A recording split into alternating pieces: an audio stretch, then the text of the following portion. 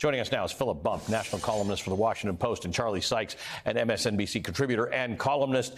Good evening to both of you. Thank you for being here. Don't know where to start. That was quite an adventure with Donald Trump today.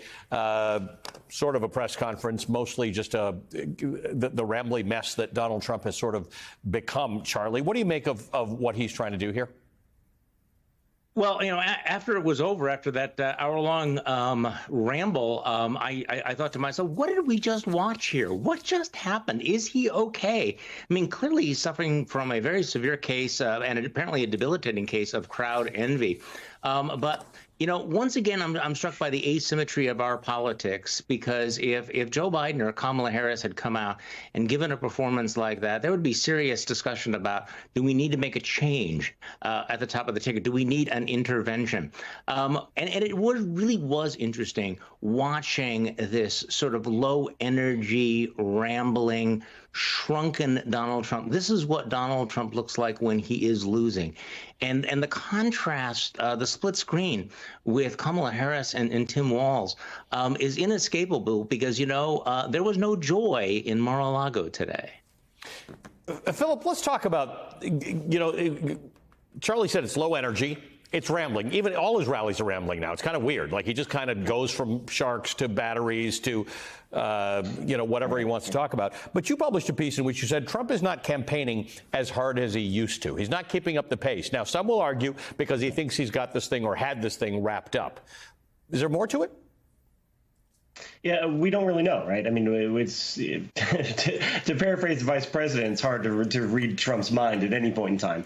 So it's not really clear. But yeah, I went back and looked at what he'd been doing in 2016, what he was doing in 2020. 2016, he, especially starting in August, he just had this battery of rallies, just rally after rally, multiple rallies on single days, multiple times over the course of the month. In 2020, even with the COVID restrictions, he was still doing telephone rallies, and he's still, of course, doing all the presidential things, going to South Dakota on July 4th and doing a huge event there. There are all these manifestations of him as a candidate that we simply don't see now. We've got J.D. Vance trotting along behind Kamala Harris and Walz as they go across the country, and it's just not the same thing. He insisted during that press conference today that he was waiting for the Democrats to have their convention or whatever, which doesn't really make a whole lot of sense, but that's what he said, so we'll see if it picks up once the convention's out of the way. But no, I mean, there's no obvious explanation for it. He has nothing else to do. What's he doing? He's sitting in Mar-a-Lago, right? It's not like he's president. It's not like he has a job. He should be out there campaigning, yet for some reason he isn't. The crowd size thing is interesting, Charlie, because it's a go-to for him. It has been. I mean, people forget this was the first press conference Sean Spicer ever gave, was about alternative facts and crowd sizes.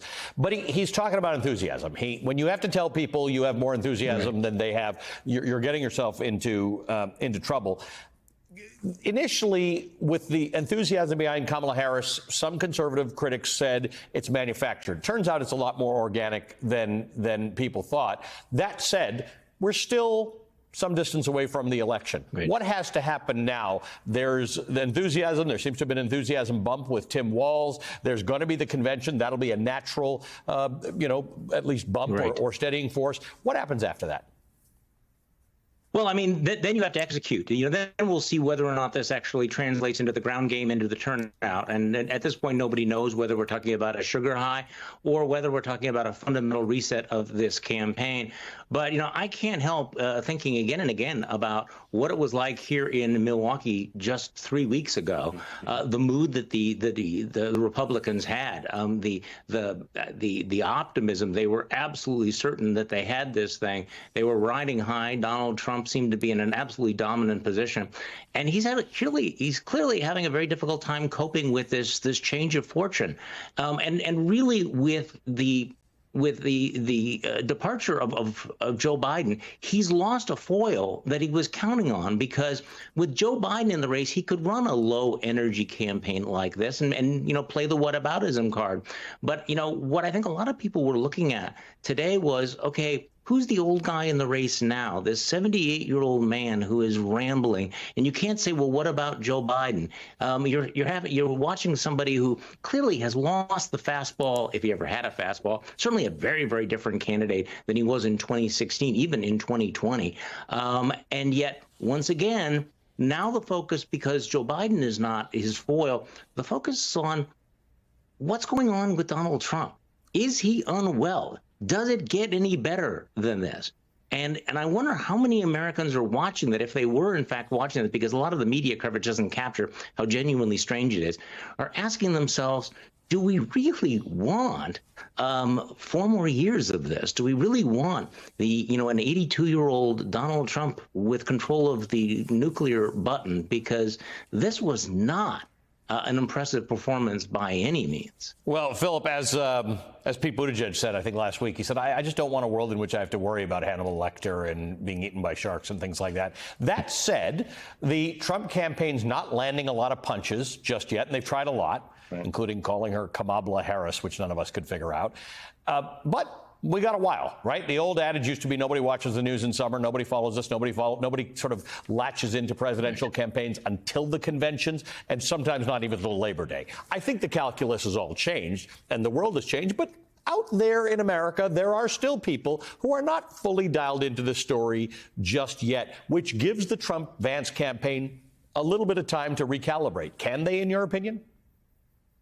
Yeah, I mean, they certainly can, from the standpoint of, all things being equal, an objective assessment of what a political campaign is capable of doing. They can. And I think they're advantaged by the fact that people have a general sense of Kamala Harris, although we've seen, particularly on the left, that has changed since she became the candidate. And her status among Democrats has improved dramatically. It suggests there was still some squishiness about how people felt about her. And of course, Walz is very poorly known. I mean, not many people have a strong opinion of him. That gives the Trump-Vance team an advantage as well. But I think fundamentally what we see and what we're seeing in this moment and the energy behind Harris at this moment is a reflection of the broader feel that people have about this campaign, which is this very doomsaying, end of the world. Harris is the worst. Walz is going to unleash hell on earth, right? From Trump and Harris and Walz being like, look, man, these guys are weird. Let's just make America better, right? Like that dynamic, that's what they need to change. It doesn't matter what they say about Harris and Walz. If people go to the polls and they feel like that's the choice, I don't see how Donald Trump is able to be successful. Yeah, Harris and Walz are putting forward a pretty sunny view of what America can be, and Charlie is a good son of the Midwest. There's certainly some appeal, right? I mean, to Walz's sort of hokey charm. That said, I'm going to ask you the same question I asked Phil, but for the Harris-Walz campaign, when they have to hit the ground running, they've started, but post convention, when more eyes are on them, what has to change? What has to happen to keep the momentum up? Well, I mean, one of the key moments is going to be, and obviously the Republicans are, hammering away on this, is that she's going to have press conferences. She's going to have to sit down for long-form interviews. And I think Republicans are thinking that, she might fumble those. We don't know. I mean, she's certainly exceeded expectations so far.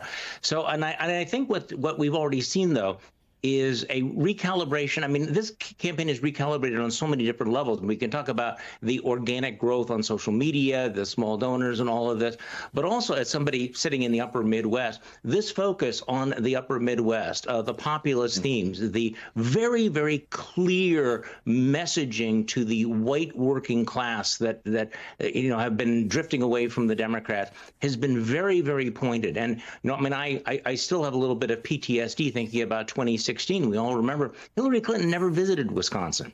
She's already visited Wisconsin twice, and she brought with her one of our neighbors who is going to relate to Wisconsin voters in a very, very different way. This guy is not one of the coastal elites. He's a guy that we recognize from the hardware store.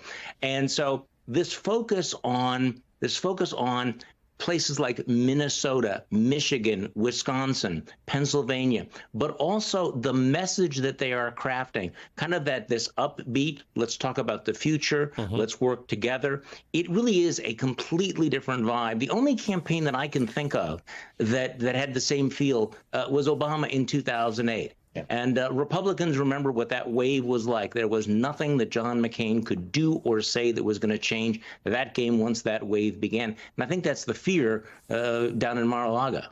Well, this has become a very exciting campaign one way or the other. Guys, thanks very much for kicking us off tonight. Philip Bump and Charlie Sykes.